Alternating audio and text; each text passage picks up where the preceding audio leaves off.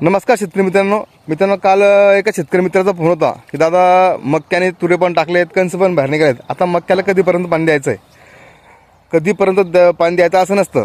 हे बघा, आता मक्याने तुरे टाकलेत, कणस पण बाहेर काढलेत, सिल्क पण वाढलेत. पण मित्रांनो, मक्याचं आपलं एक कणसाचं शेवटचं पान थोडं पिवळसर झालं पाहिजे. आणि पिवळसर झाल्यानंतर सुद्धा कणूस सोलून बघायचं. बघा, तुम्हाला मागे एक व्हिडिओ टाकला, त्या व्हिडिओ मी दाखवलं होतं की मक्याचं जे कणूस असतं ते शेवटचा जो दाणा असतो तो नखाने दाबून बघायचा.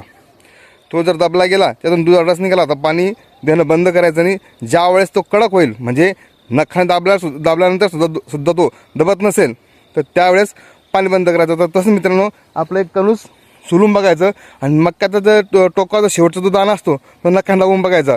तो जर दाबला गेला नाही तर मित्रांनो तुम्ही पाणी सोडू शकता. आणि जर दाबला आणि त्यातून दूध रस निघाला तर पाणी देणं बंद करू नका.